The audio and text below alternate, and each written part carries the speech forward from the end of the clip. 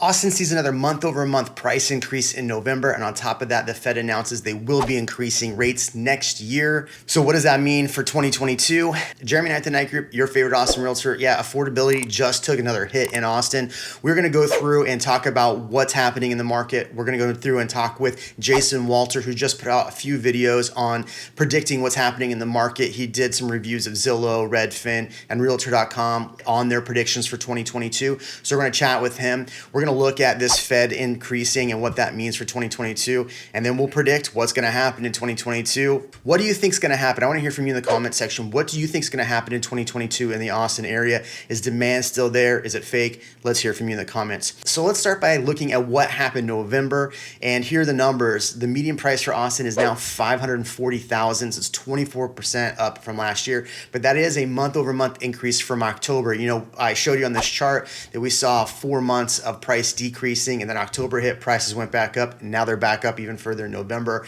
So if we carry that over into the beginning of next year, we're going to see some craziness happen. And here's actually what Jason had to say about that. So a very low amount of houses for sale across the United States, really. In my opinion, we're going to see some people who are seeing all in the news. Everything's in the news about how mortgage interest rates are going to be increasing next year. But I think there's going to be some FOMO going on where people think, oh gosh, I want to buy a house as soon as possible here because interest rates are going to be increasing. So I really want to lock in a rate that's, very low. And so I want to try to buy a house. So what really has me worried about Austin going into next year really is this 0.7 month inventory. In fact, the days on market last month dropped even more and less listings hit the market.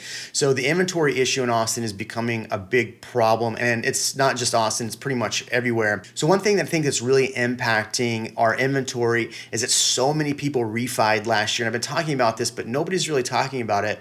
So many people refied last year that why would they put their home on the market? And here's what Jason even had to say about that. We're seeing a lot of people who are just staying in their houses because if, let's just take myself, for example, my wife and I had considered about, buying a house and then just selling our house. But we look online that the prices are super high. My interest rate I locked in is 2.6%. Rates right now are 3.2. So if I was going to buy a new place, it's going to be for more expensive than I bought my place for. And also my interest rates can be higher. So my mortgage payments can be higher as well.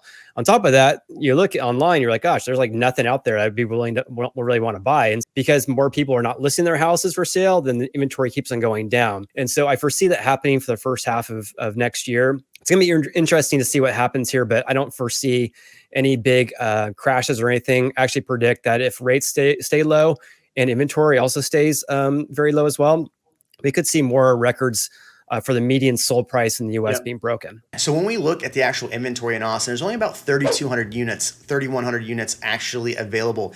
And really 35% of those are new construction that aren't even complete right now.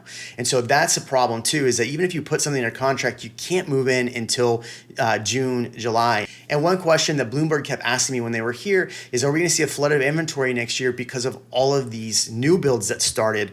And I even asked this to Jason, so we'll show that in a second. But the reality is a lot of these homes aren't going to be built till July. And then all the stuff that's getting put under contract at the beginning of the year won't close until another 15, 18 months. We've had so many supply issues that's also been a problem. But here's what Jason had to say. What I foresee happening, I don't think that we're going to have this big surge of inventory in regards to that. If you have like just dirt lots you're still building, because it just takes so long. There's supply chain issues still. The prices are very, very high. On a national level, home prices reach all-time record highs for new homes in October, actually. And so I don't foresee like this big influx from inventory going into next year because these supply chain issues. So let me give you an example. So as I mentioned, we're going to be doing a remodel in our house, and we ordered cabinets and appliances in September and October of last year. They're not going to arrive until February or March. Crazy. Totally crazy. So it's not like builders can just, suddenly start swinging their hammers and then, knock out a house and get everything ready. It's going to take a long time for them to build these houses. Zillow found that out the hard way. Yeah, right. So let's talk about mortgage rates for next year, because this is something with the Fed tapering that is kind of a big deal. So I don't think interest rates are going to go up as high as people think they will, but they will impact affordability. Think about what you could afford at 3.2 interest rate right now versus what 3.75 would be, or even 4% would be. And that actually might have a pretty negative impact on our market if they go up that high. My whole thing with the Austin area is so many people are still not here, that are coming with some of these businesses and these companies that are moving here and bringing their headquarters. So I think a lot of jobs are still going to be flocking to Austin in 2022. So that's part of my major prediction why I just don't see the market crashing in 2022. So with the tapering and with what the Fed is going to do and rates rising, here's what Jason actually had to say about interest rates rising next year. But I think that we're going to see a lot of volatility with mortgage rates. I mean, they're tied more closely to the 10-year U.S. Treasury yield. But when you look at the yield over the past month, it's actually been on this downward trend. And so one would assume that rates would be increasing with the Fed saying, hey, we're going to be, inflation's like more of a longer term problem that we anticipated. And we could potentially increase the federal funds rate earlier than expected. We may accelerate or taper of our purchases of mortgage-backed securities. So all these things could cause mortgage rates and should cause mortgage rates to increase. However, the 10-year U.S. Treasury yield has been decreasing. That's tied more directly to mortgage rates, in my opinion, than anything else, really. So keep in mind, anyone who's watching, the Fed does not change the mortgage rates. They change the federal funds rate, which is a short-term overnight rate that banks charge each other for overnight lending.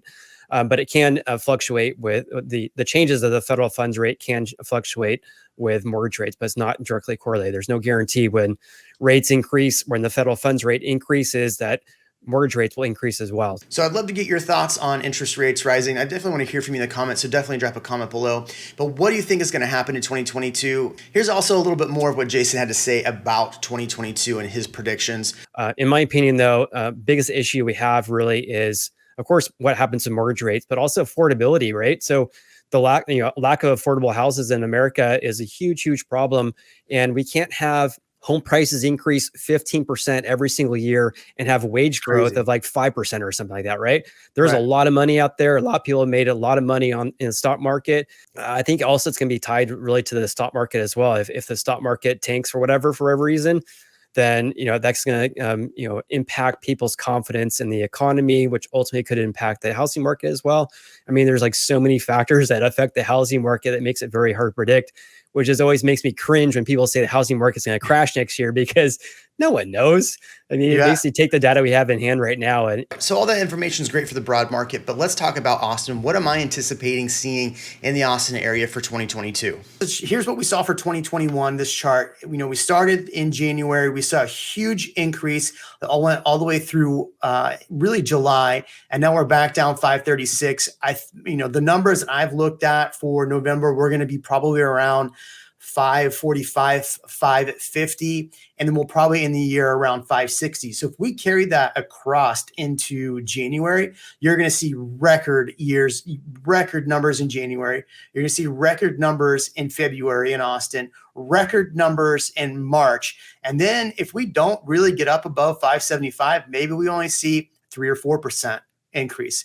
Then we'll see the same yearly dip that we see. Now, this is my predictions. I think at the end of the year, we see, maybe a 10 to 12% increase in the Austin area. And mainly the reason I say that is the same reasons that you've just said. What are your predictions? Let's hear them in the comments. We'll catch you in the next video.